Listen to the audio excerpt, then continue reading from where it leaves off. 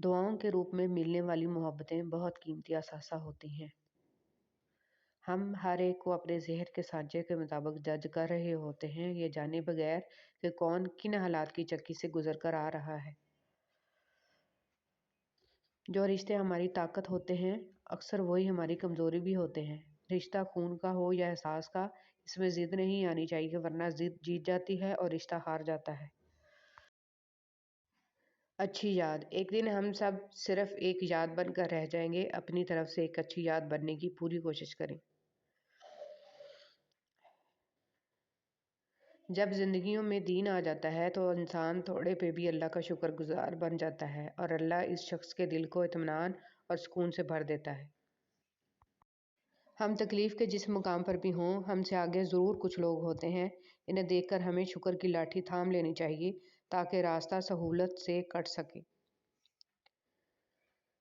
ہم پوری دنیا کے لیے نہیں جیتے، بلکہ کچھ خاص لوگوں کے لیے جیتے ہیں جو ہماری پوری دنیا ہوتے ہیں۔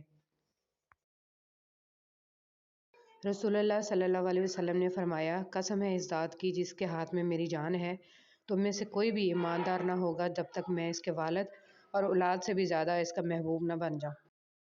اے اللہ، میری عزت کے لیے یہی کافی ہے کہ میں تیرا بندہ ہوں، اور میرے فخر کے لیے یہی کافی ہے کہ تو میرا پروردگار ہے۔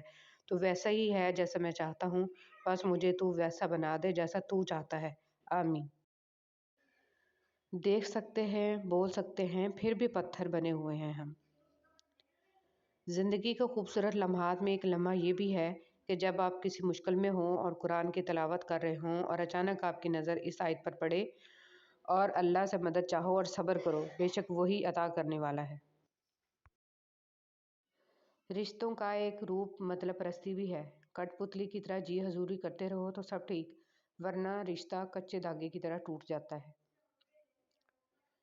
مصروف تو سبھی لوگ ہیں، کچھ تھک رہے ہیں اپنی آخرت بنانے کو اور کچھ تھک رہے ہیں اسے تباہ کرنے کو۔ جنت تو سبھی چاہتے ہیں، پر کچھ تھک رہے ہیں دنیا ہی جنت بنانے کو اور کچھ تھک رہے ہیں حقیقی جنت پانے کو۔ دو مختلف انداز زندگی ہیں، دو مختلف انجام ہیں۔ ہمیشہ اپنی چھوٹی چھوٹی غلطیوں سے بچنے کی کوشش کرو، کیونکہ انسان پہاڑوں سے نہیں پتھروں سے ٹھوکر کھاتا ہے۔ عزت اور تعریف لوگوں سے نہیں مانگی جاتی، اللہ کی ذات دیتی ہے۔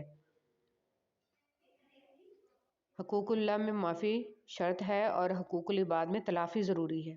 معافی اور تلافی کے بغیر والے کیس کا فیصلہ بروز قیامت ہوگا۔ اپنے کیس کا فیصلہ دنیا میں ہی کروا کے جائیں، حشر کا معاملہ بہت نازک ترین ہے۔ جب تم اپنے نفس کو پریشان دیکھو تو استغفار کو لازمی پکڑو، کیونکہ استغفار ان چیزوں میں سے ہے جن کے ذریعے اللہ بندے پر دروازے کھول دیتے ہیں۔ درود شریف عبادت ہے، دعا ہے، دوا ہے اور بیماریوں سے شفا بھی ہے۔ امام جعفر صادق رحمۃ اللہ علیہ فرماتے ہیں، تقویٰ سے افضل کوئی زیادہ راہ نہیں ہے، جہالت سے بڑھ کر کوئی نقصان دہ دشمن نہیں، خاموشی سے بہتر کوئی چیز نہیں، اور جھوٹ سے بڑی کوئی بیماری نہیں۔ بعض اوقات منظر غلط نہیں ہوتا، ممکن ہے ہمارا دیکھنے کا طریقہ غلط ہو، اپنا نظریہ بدلیں، منظر بدل جائے گا۔ کوشش کریں کہ جہاں سے بھی گزریں ایک اچھی یاد، اچھے الفاظ اور کچھ میٹھی یادیں چھوڑ کر جائیں، تاکہ محسوس کیا جائے کہ کوئی انمول یہاں سے گزرا تھا۔ جب رسی سخت ہو جائے تو سمجھ جائیں کہ ٹوٹنے والی ہے۔ حالات سخت ہو جائیں تو جان لیجئے کہ اب آسانی آنے والی ہے۔ بے شک ہر مشکل کے ساتھ آسانی آتی ہے۔ عورت میں انکار کرنے کی جرأت ہونی چاہیے۔ ہر ایرے گیرے سے بات کرنا عورت کا معیار گرا دیتا ہے۔ عورت ایسی ہو، کوئی بھی مرد اس سے بات کرنے سے پہلے 100 بار سوچے۔ یہ نہیں کہ کسی بھی غیر مرد سے وہ خود باتیں کریں، یہ معیار نہیں ہوتا عورت کا۔ عورت کی حیا شیشی میں بند ایک خوبصورت خوشبو کی طرح ہوتی ہے، اور اگر وہ خوشبو اڑ جائے تو خالی شیشی کو لوگ پھینک دیا کرتے ہیں۔ لوگ آپ کی زندگی میں آئیں گے اور چلے جائیں گے، لیکن آئینے میں نظر آنے والا شخص ہمیشہ آپ کے ساتھ رہے گا۔ لہٰذا خود کو جانیں، خود کو پہچانیں اور خود کی قدر کریں۔ اپنے جسم کو زیادہ مت سنوارو، کیونکہ اسے تو مٹی میں جانا ہے۔ سنوارنا ہے تو اپنی روح کو سنوارو، کیونکہ اسے اپنے رب کے پاس جانا ہے۔ وقت گزر جانے کے بعد اگر کوئی قدر کرے تو اسے قدر نہیں، افسوس کہتے ہیں۔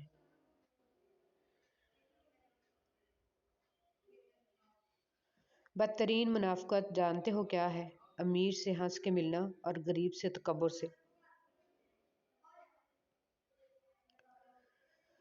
کوڑے کا ڈبہ۔ جو لوگ دوسروں کو اپنے سامنے کسی کی غیبت کرنے کی اجازت دیتے ہیں وہ خود کو دوسروں کے لیے کوڑے کا ڈبہ بنا لیتے ہیں، اور لوگ غیبت کی شکل میں کوڑا ڈالتے رہتے ہیں اور اپنے آپ کو غیبت کرنے والوں سے بچائیں۔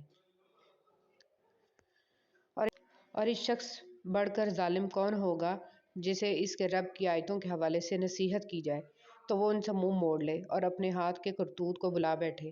حقیقت یہ ہے کہ ہم نے ان لوگوں کے کرتوت کی وجہ سے ان کے دلوں پر غلاف چڑھا دیے ہیں، جن کی وجہ سے وہ اس قرآن کو نہیں سمجھتے اور ان کے کانوں میں ڈانٹ لگا دی ہے۔ اگر تم انہیں ہدایت کی طرف بلاؤ تب بھی وہ صحیح راستے پر ہرگز نہیں آئیں گے۔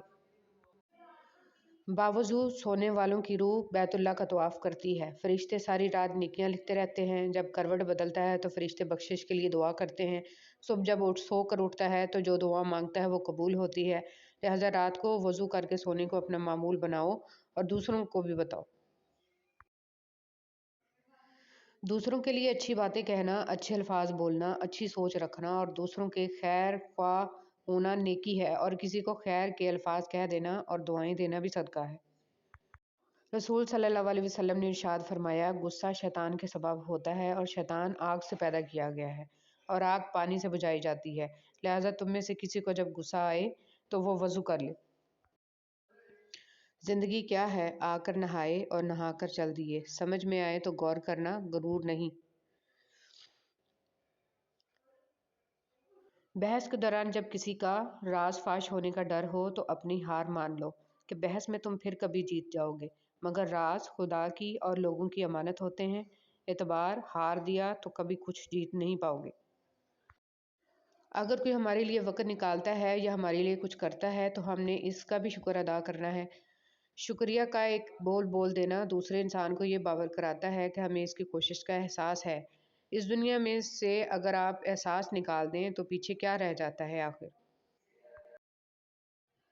آپ کسی تکلیف یا درد کو مسلسل سہ رہے ہیں لیکن صبر کیے ہوئے ہیں اور یقین ہے کہ اللہ کوئی انتظام کر دے گا، تو دیکھنا اللہ ایسا معجزہ کریں گے کہ آپ کو ہر تڑپ سے، ہر مشکل سے آزاد کر دیا جائے گا۔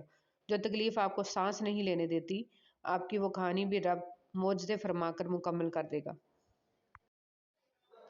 درود ابراہیم پڑھنا ساری نفلی باتوں سے افضل ہے۔ درود ابراہیم پڑھنے والے کے گناہ 3 دن تک فرشتے نہیں لکھتے۔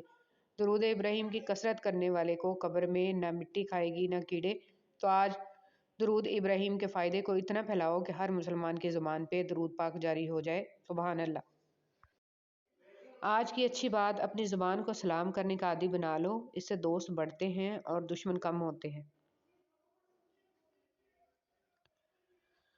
مرد کی صرف پیدائش پر خوشی ہوتی ہے، اس کے بعد جب سے بالغ ہوتا ہے تو پہلے ماں کے لیے جان مارتا ہے، پھر چھوٹے بہن بھائیوں کے لیے درد برداشت کرتا ہے، پھر بیوی کی ضرورتیں پوری کرنے کے لیے زمانے کے ستم برداشت کرتا ہے، اور پھر بچوں کے لیے اپنی ہڈیاں گال دیتا ہے۔ خوش اس سے پھر بھی کوئی نہیں ہوا۔ ماں کہتی ہے بیوی دے تھلے لگا ہے، بہن بھائی کہتے ہیں اس نے ہمارے لیے کیا کیا ہی کیا ہے، بیوی کہتی ہے کہ میری تو قسمت ہی خراب تھی جو تجھ سے شادی ہوگی، اور بچے کہتے ہیں ابا جی آپ کوئی ڈھنگ کا کام کر لیتے تو آج ہم بھی مزے میں ہوتے۔ اگر لوگوں کو قرآن کی تاثیر کا علم ہو جائے تو وہ میوزک کے تمام آلات کو کہیں جلا دیں۔ کوئی نہیں جانتا کہ کب اس کی آنکھ ہمیشہ کے لیے بند ہو جائیں، پھر یہ موبائل یا تو اس کے لیے ثواب کا باعث ہوگا یا پھر جاری رہنے والا گناہ۔